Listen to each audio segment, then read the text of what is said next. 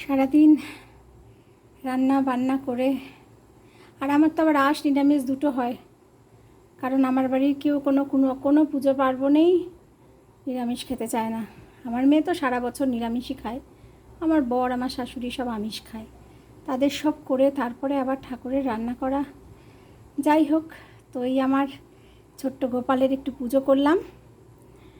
আর মেয়ে বলছে পেছনটা ঢেকে দিতে পারতাম, ওই যাই হোক, কী আছে, বন্ধুরাই তো দেখবে।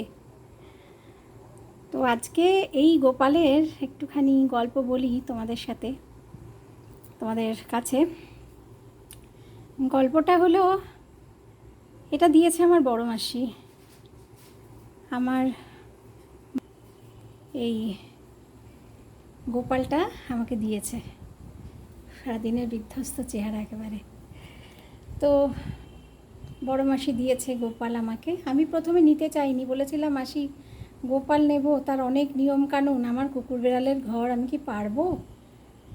তা মাসি বলেছিল যে না, আমার এই গোপাল আমি পুজো করি, আমি তোকে দেবো, তুই পুজো করবি। আমি দেখেছি এই গোপাল তোর কাছে যাবে। তা ভালো কথা, ফোনে ফোনে কথা হচ্ছে। বললাম আচ্ছা ঠিক আছে, তুমি দিও, তা আমি কি করতে হবে না, তুই একটুখানি খেতে দিবি দুবেলা আর শোয়াবি, ব্যাস এইটুকু। ভালো কথা, তাই করব। 2021 সালে নভেম্বর মাসে অন্নকূট উৎসব হলো।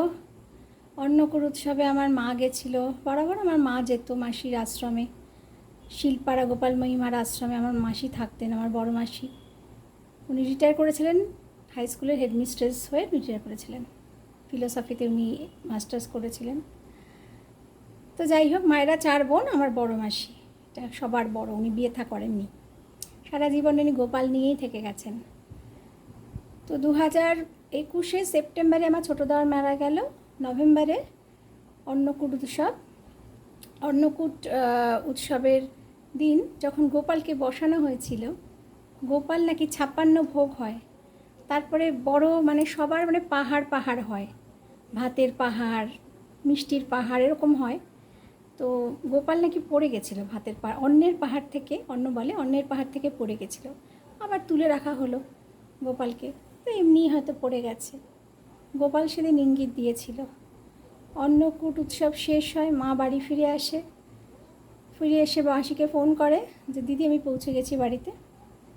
তারপর কি হয়, পরের দিন শুক্রবার ছিল সেদিন, শনিবার থেকে মাসির ফোনটা সুইচ অফ, আমরা কেউ মাসিকে পাচ্ছি না, ফোনে কেউ পাচ্ছে না, মা মেজো মাসি কেউ পাচ্ছে না। তারপরে আমার মাসির ছেলে, মেজো মাসির ছেলে গেছিলো বড় মাসির আশ্রমে, দেখে বড় মাসির ওই অল আউট থেকে কোনোভাবে, অল আউট নয়, ওই যে মশার ধূপ থেকে কোনোভাবে আগুন লেগে না মাসির ওই পিঠটা পুড়ে গেছে। আমার ভাই আবার সব ওষুধপত্র লাগিয়ে দিয়ে আসলো মাসিকে। আমি ফোন করেছিলাম, কারণ ভাই ফোটাতে ভাইয়ের বউ সব আসবে আমার বাড়ি বারুইপুরে। তা ভাই বলল কি দিদিভাই আমি দেখে এসেছি, মাসি ঠিক আছে, আমি ওষুধ টষুধ সব লাগিয়ে দিয়ে এসেছি মাসিকে। এলাম ঠিক আছে। এই কথা হলো শনিবার দিন রাতে ভাইয়ের সাথে, তারপর থেকে মাসির ফোন অফ। ঠিক আছে। এবার সোমবার দিন রাত্রির 11টার সময় আমার বাবা আমাকে ফোন করে বলল মাসি মারা গেছে, বড় মাসি মারা গেছে। বড় মাসির বডি পুকুরে, মানে ওই বিশাল গোপাল মায়ের আশ্রম, শিলপাড়া, বেহালা শিলপাড়ায় গোপাল মায়ের আশ্রম, বিশাল বড় পুকুর। ওখানে মাসি তো অনেক ছোটোবেলা থেকে আশ্রমে থাকে, গোপাল মায়ের কাছে থাকতেন, তো ওখানে রেগুলার সারা বছর স্নান করে। ওই পুকুরে মাসির বডি ভাসছে। বললাম কী বলছো? বলে হ্যাঁ বাবাই গেছে, বডি আইডেন্টিফাই করেছে, পুলিশ গেছে। বাবাই মানে আমার মাসির ছেলে। আমি কি বলবো, আমার বলার কোনো ভাষা নেই যে মাসি তুমি আমাকে দায়িত্ব নিয়ে আমাকে গোপাল দিয়ে গেলে। মাসির অনেক ছোট ছোট গোপাল ছিল, তার মধ্যে একটা গোপাল আমাকে দিয়ে গেছে, বলেছিল এই গোপাল তোর বাড়ি যাবে। আমি নিতে চাইনি।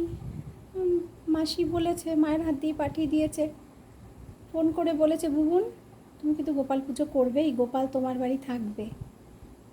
আমি আজকে খুব খুব মিস করি, কারণ এই গোপালটা আমাকে বড় মাসি দিয়েছিল। বড় মাসি জানি না, মানে পা পিছলে পড়েই মারা গেল। বড় মাসি সাঁতার খুব ভালো জানতো, আর ওই পুকুরেই তো মাসি স্নান করতো। পরের দিন আমি ছুটে গেলাম, আমি আমার মেয়েকে নিয়ে গেলাম। ভাই, আমার মাসির ছেলে, মেজো মাসির ছেলে, ওই সব করেছে, মানে মাসির ওই মুখাগ্নি থেকে শুরু করে ওই সব করেছে। মানে আমরা সবাই স্পেল বাউন্ড। আজও আমি উত্তর খুঁজে পাইনি, আমরা কেউ পাইনি। মাসির দেহ দেওয়া হলো, ভেতরে নিয়ে ওরা পোড়ানোর জন্য পাঠানো হলো। ভাই আমাকে বলল, বৌদিদি কী করে হলো বলো তো? আমি তো ভাবতেই পারছি না। আমরা সবাই আজও, আমি, আমার মা, ছোটো মাসি, মেজো মাসি, মেজো মাসির ছেলে, কেউ আমরা ভাবতে পারি না। আমরা ভাই বোনরাও জানি না কীভাবে মাসি চলে গেল, কী হলো। পোস্টমর্টম হয়েছে, রিপোর্টে এসছে যে উনি ডুবে, ওনার জলে ডুবে মৃত্যু হয়েছে। কি করে? অনেক প্রশ্নচিহ্ন আছে মনে। সব কিছুর ওপরে একটা কথাই বলি যে মাসি, তুমি জোর করে আমাকে গোপাল দিয়ে গেলে। দেখো সেই গোপাল আমি পুজো করছি মাসি, গোপাল আমি পুজো করছি। আমাকে বলেছিল, বুবু নেই, গোপাল তোমার বাড়ি যাবে। আমি পুজো করছি মাসি। তাই আজকে এই কথাটাই তোমাদের কাছে শেয়ার করলাম বন্ধুরা। এই সেই গোপাল আমার মাসি আমায় দিয়ে গেছে।